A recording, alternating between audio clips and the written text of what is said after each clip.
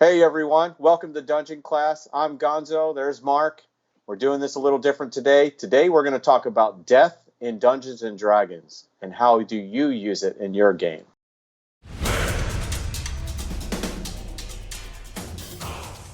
Stay tuned to the end, and we'll show you 3 ways to make death more meaningful in your game. And we want to announce that we have a Discord server. So down in the comments below, we'll have our Discord link, and be sure and Mhm.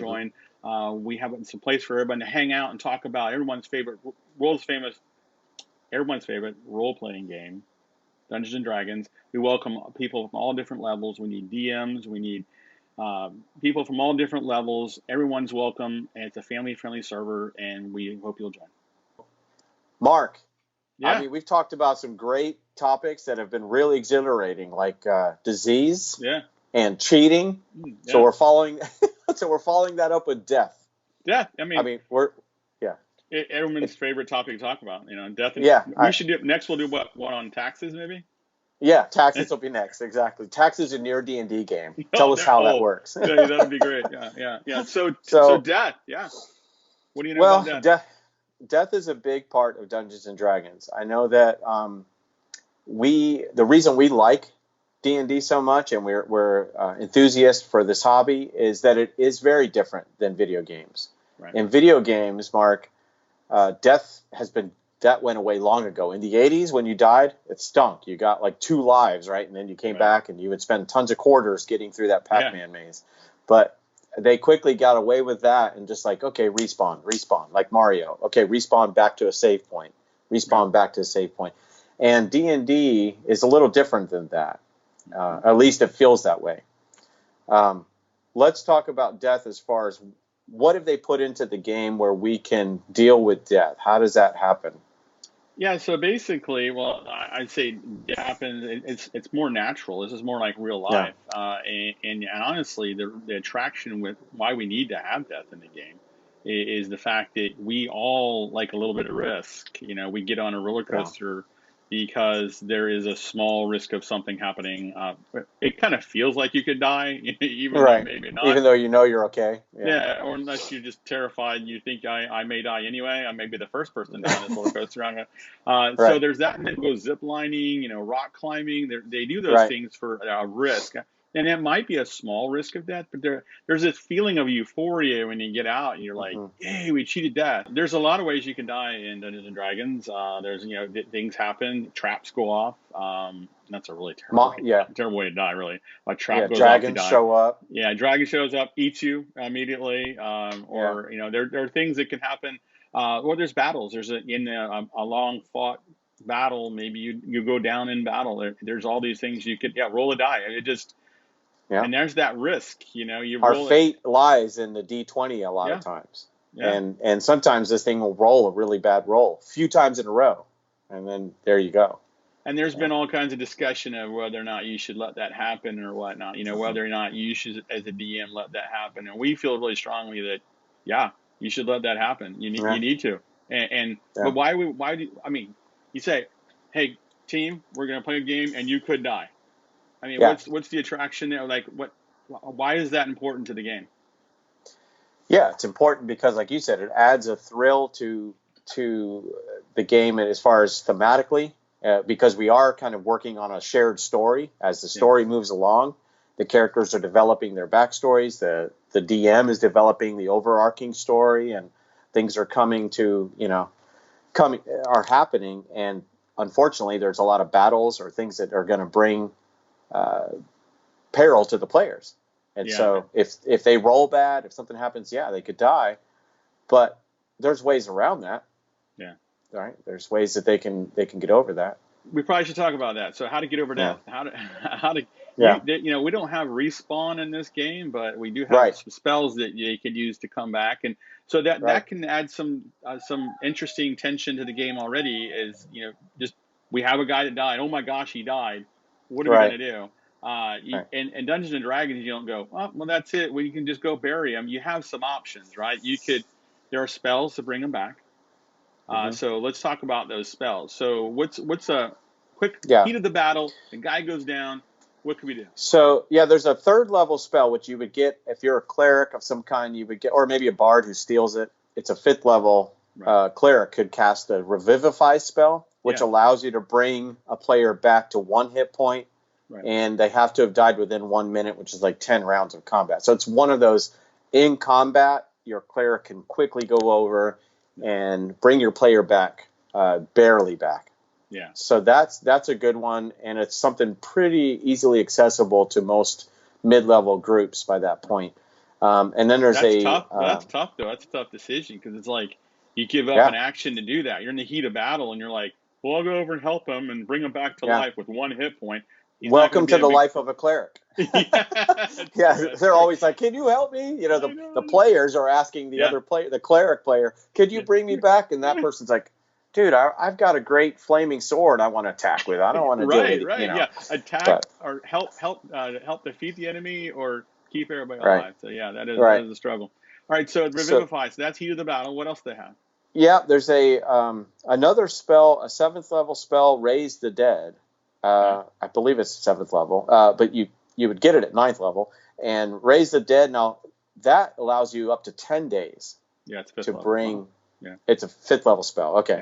Yeah. But you would have to be a 9th level cleric to cast it. Not really successful to a lot of people. So that's kind of after the battle, 1 or 2 of us have fallen. We've got to get these people back. You know, luckily we've got to travel over to the big city and maybe make a deal with this cleric because it's an expensive spell. They do have a cost as far as gold piece cost because they're, diamonds are required or that kind of thing. If you use that kind of thing in your game. Sure. Right. And so it shouldn't just be you go into town, you pull up to the local cleric's, the priest office and hey, can you bring this guy back and this guy back? Thank you so much. Here's some, it shouldn't be that way. It definitely can lead to a story element where they may need something from you in exchange. Yeah, I'll bring them back, but I really am looking for this great item that's being held by an orc lord up in the mountains, and you bring that back. That idea is really great because you figure if they have there's a 10-day window. Now they have a timer. You got to get back in time to save the guy. Yeah, in that 10 days without the guy. Leave the bodies here or leave the body here. I'll prepare it for resurrection. It's going to take me a little while, but, go do this for me. Or if the player really wants to be involved and not wait for this to happen another night or two to play, then, okay, I'll raise them here, but you owe me this, that kind of thing. So it can lead to more storytelling for sure. Sure. But these still feel a little bit video gamey to me. Yeah. Right. Right. We'll talk a little later how we can amp that up a little bit because you're right. It does seem almost like a Spawn kind of deal. So we have Raise Dead, and then we have like Reincarnate, which is a Druid spell, another 5th level spell, same kind of thing. You have to be no more than 10 days, and I think that one's like 1,000 gold pieces or maybe it's 500, but there's a cost to that as well. And then of course later on they could do things like if they go to really high level spells, Resurrection, True Resurrection, Wish spell. Those are just they're not accessible to everybody. And we like the idea of there being a sacrifice of some kind. Money is one thing, and that is sacrifice. Depending on the level of your group, 500 gold pieces are hard to come by, or 1,000. That's a lot of money, right? Resurrection spell, True Resurrection spell is like 25,000 gold pieces. So you're not just going to have that laying around, right? So, but what are some other sacrifices that we could? How can we do that? We kind of amp that up a little bit, so it's not so video gamey. Yeah, so you have a couple of options. One of the things I did want to hit before we talk about sacrifice was what do you do as a dungeon master? And this is a question for you guys to please put in the chat. If you haven't subscribed to the channel already, please subscribe. And in the chat, let us know how do you handle death in your game, because some of the options are to create a new character, right? And the player, maybe the player's bored with the existing player that they're playing, and they're like, I want to go out in a big bang, but I really want to play a druid, and I've been a fighter for long enough. I kind of want to be able to shape change, and they talk to the DM, and he's like, well, we had a situation like that, right, in our game with X. Well, we did, yeah. In fact, we had my son was playing a little kobold trap maker called X Blue Tongue or something. A tiny little kobold trap maker. He was laying traps all over the place. It was a homebrew thing that he found on D&D Beyond. and I think you were DMing and you accepted it. They kind of worked it as we kind of leveled up. He didn't like the way the class was scaling up, and I think he just got a little bored with it. Right. And so there was a thematic moment when we're running from a Death Knight and his horde, and we were already had gone through several battles, so we were low on our resources, and he used this moment to basically, I mean, I could see it in the movie, but he used this moment. He jumped off the back of a horse as we're being chased, Right. and set off all his traps and bombs at once. Like, he just blew himself up along with all of these guys that were chasing us, and made it so that he gave his life. So it was really good for the story, and personally for the player, he was able to create a new character and come back in at some point or whatever. Yeah, he wasn't having fun with that homebrew, and it wasn't going well for him. And I kind of saw what he was doing, and I'm like, you know what, that makes sense. Let's just let that happen. And so that, and I would counsel people to let that happen in the cases that, especially when you're trying out homebrew stuff. You can plan and try things. And look, D&D Beyond puts out Unearthed Arcana, and it's not all baked. You figure that's gone through the experts, and they go, we think this is all right, and they throw it out there, and it might not work. It may be unbalanced. It may not be fun.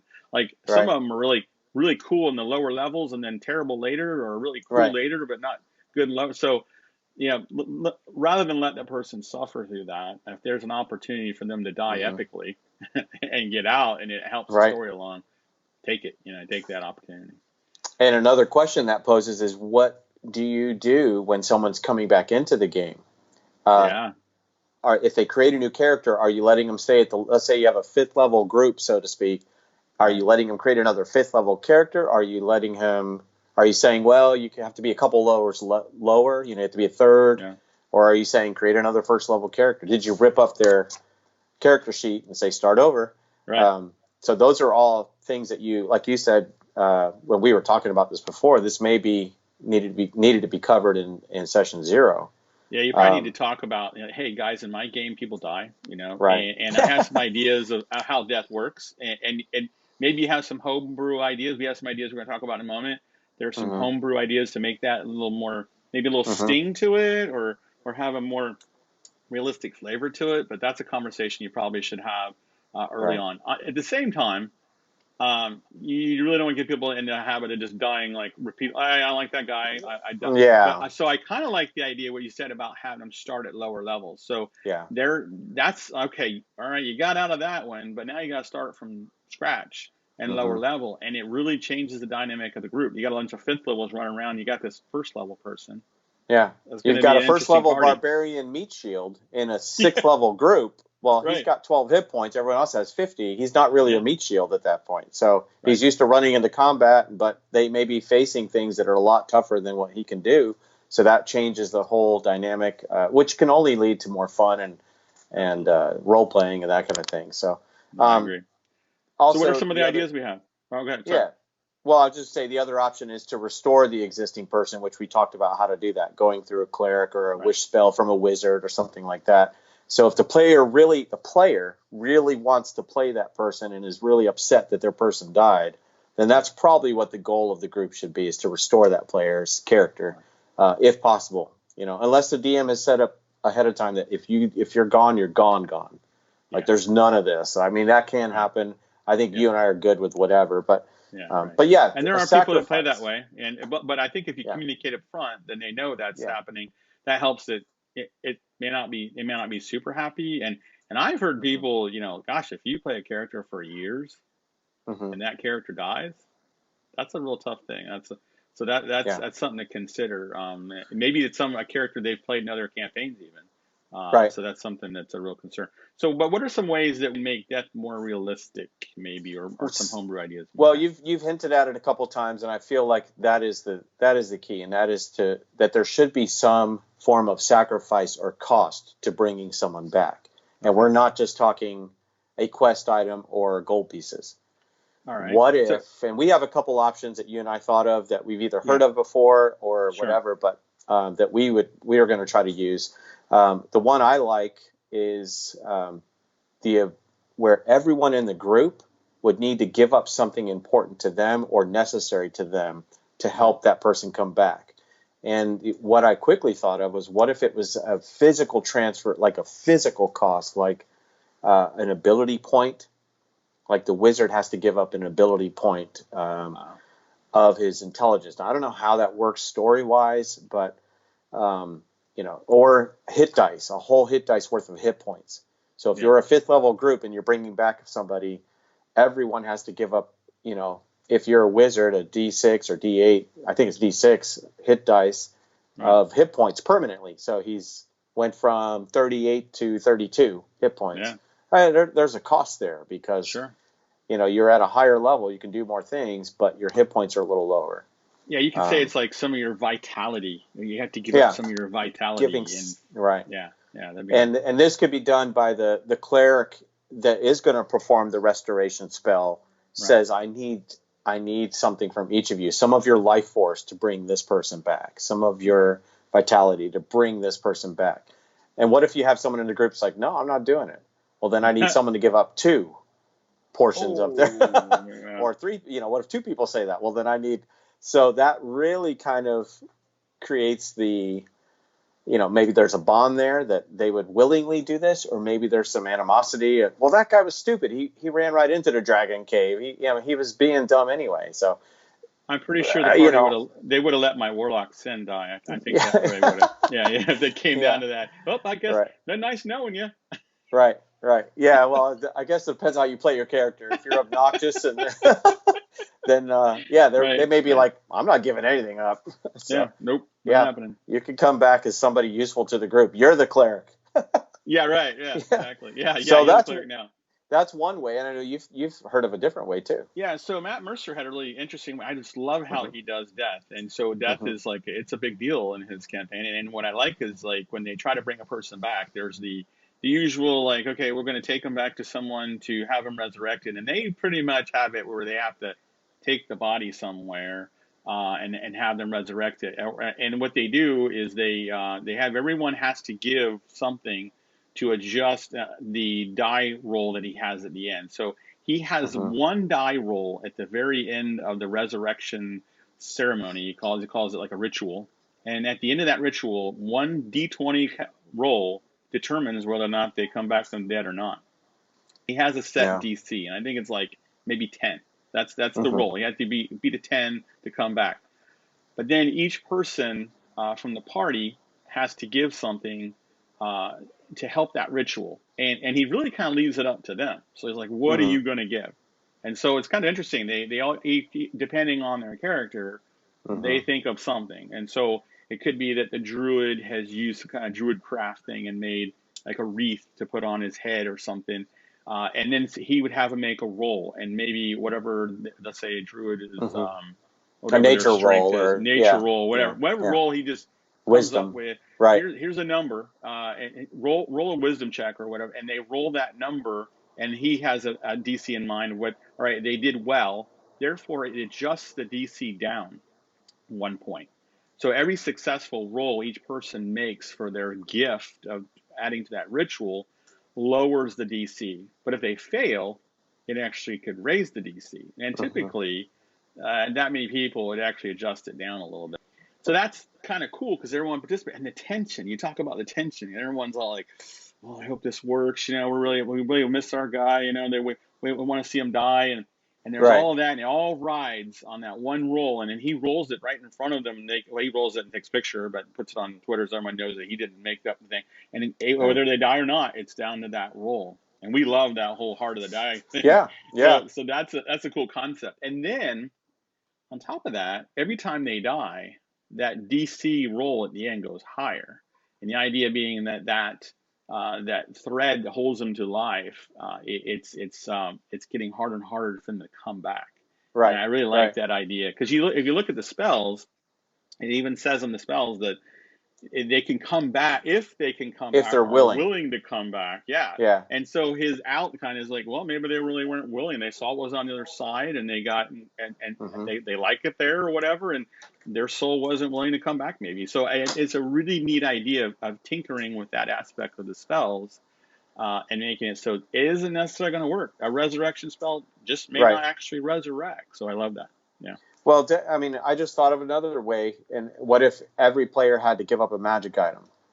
And Oh using wow. that, I mean, another word, Smart, as a dungeon master, if you can create a way where there's a cost or a sacrifice by the group to help bring this player back, we feel that would be a great way to make this a little more valuable.